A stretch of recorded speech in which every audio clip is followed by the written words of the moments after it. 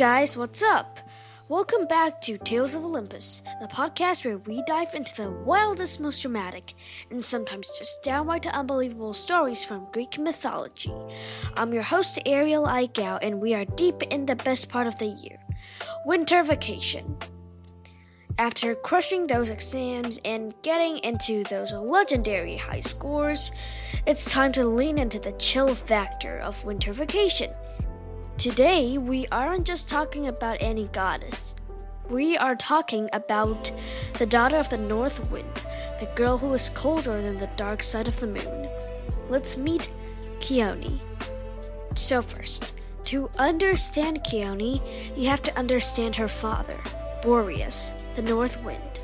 Boreads is a purple-winged, shaggy-haired god of storms who lives in a cave in Thrace. Khione grew up surrounded by ice and wind, which is how she developed pyrokinesis. She has two brothers, Zetes and Calais, who are famous heroes with wings on their feet. While they were out saving the Argonauts from Harpies, Khione was busy becoming the most sought-after goddess on Olympus. She was actually so beautiful that Hermes and Apollo actually fought over her. But Khione didn't care. She was as cold as the ice she controlled. She even bragged that she was more beautiful than Artemis, which led to Artemis shooting her through the tongue with an arrow. Talk about a brutal way to lose your high score in beauty. And she's also the girl who put the ice in Pricey, the daughter of the north wind.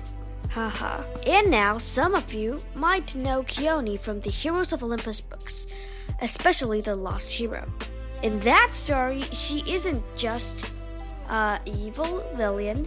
She isn't just a background goddess. She's a major villain working for Gaia. Remember when Jason, Piper, and Leo landed in Quebec? Khione was there in her father's palace, wearing a dress made of literal snow. She tried to freeze Leo's heart because she hated his fire powers. And she even tried to turn Jason and Piper into ice sculptures. She has this deep hatred for demigods because she thinks only gods should be the ones with the power. But Jason and his friends managed to outsmart her. It just goes to show even an ice queen can meld a hero's teamwork. But before she was a book villain, Khione was causing chaos in the ancient world. Her father, Boreads, the north wind, was a purple-winged storm god, as we mentioned before, and Khione inherited his temper and his power of pyrokinesis, which we also said, and her most famous myth is about her ego. As I was saying, Hermes and Apollo both fell for her, but she bragged, so Artemis did that whole revenge thing by shooting an arrow through Khione's tongue. And that is what happens when you try to flex on a goddess who never misses. And now you know Khione is the literal definition of cold-hearted. But what if I told you she wasn't just a villain in a snow dress? Let's take a look on a story that you won't find in most textbooks.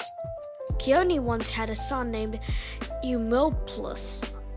Now, her father Boreads was a tough guy, and Khione was terrified of what he would do if he found out she had a half-mortal son. In a moment of panic, she threw the baby into the ocean. And now don't worry, this is Greek mythology. Poseidon, the god of the sea, caught him. He raised Eumolpus in Ethiopia, and that baby grew up to be a powerful king and a legendary musician. And eventually, Eumolpus returned to Greece and became the high priest of the Eleusinian mysteries. This means the Ice Queen's son became the most important religious leader in Athens. It's like getting a high score in Destiny after starting a game with 0 lives. But Khione didn't just stay in Athens. She spent most of her time in Thrace, in her father's fortress of the winds. There is a story about a group of wandering heroes who try to cross the Haemus Mountains during a winter vacation. They didn't pay respect to the north wind So Khione decided to give them a personal lesson in pyrokinesis. She didn't just blow snow at them. She turned the very air they breathed into tiny ice needles. You mortals walk upon my father's mountains as if the earth belongs to you. You seek the sun, but here, the sun is just a memory. I am the only light you will see before you become part of this mountain forever. We only seek passage, Queen of Frost. We have gold. We have honors, said a hero. Gold is soft. Honor is fleeting.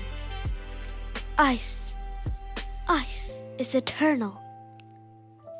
She froze their entire camp in seconds. The reason they survived is because her brothers, Zetes and Calais, showed up and convinced her to let them go. Even the Ice Queen has to listen to her brothers sometimes. Since Khione is a pretty much less known goddess, there isn't much stories about her. So, we'll talk about some facts.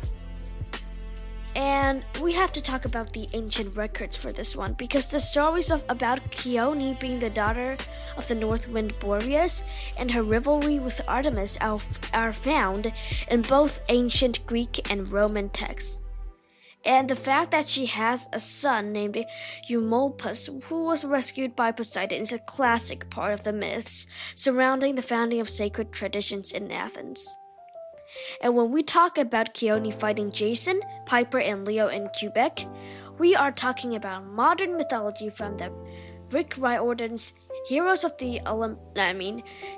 Olympus series. This is a new version of the story written for the readers today, but it is based on the real ancient personality of the goddess. And now, since we're done with the facts, we're going to do our segment, the Constellation Corner. And for today, we are looking around the stars for Aquarius.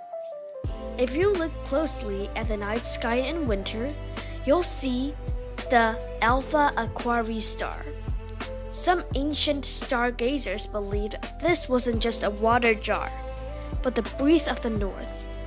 They believed Khione used the stars as a map to guide the snowstorms around the world.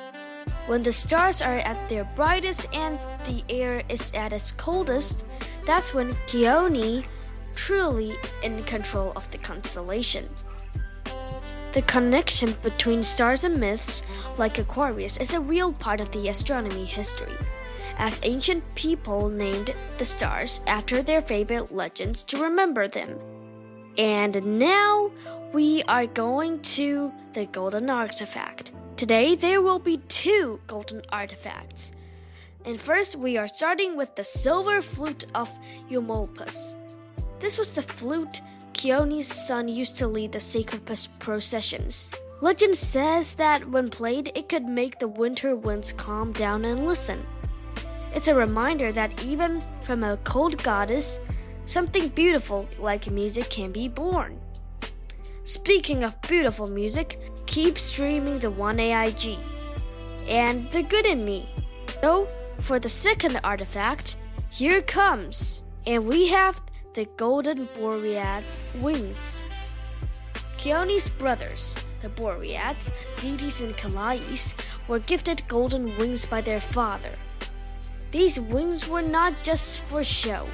They allowed the brothers to fly at the speed of a storm and were used to hunt down the harpies during the quest of the Argonauts. While Khione herself is the goddess of snow, her family's power is always tied to these golden, wind-swept items found in ancient literature. And now, since we only speak the truth here on Tales of Olympus, I have to tell you about the golden wings. These aren't just made up, they are legendary wings given to Khione's brothers by the North Wind himself. And they truly represent the speed and power of the storm. A gift from a father to his children to help them rule the skies. It's a real high score item from the ancient records. And that is all the time we have today for Tales of Olympus. And I'm going to have to go back to my winter break bliss. But stay tuned for that huge surprise. It's going to be a 5-star experience. And guys, stay legendary and see ya! My name is Ariel, I'm 11 years old, and I will see you next episode. Bye!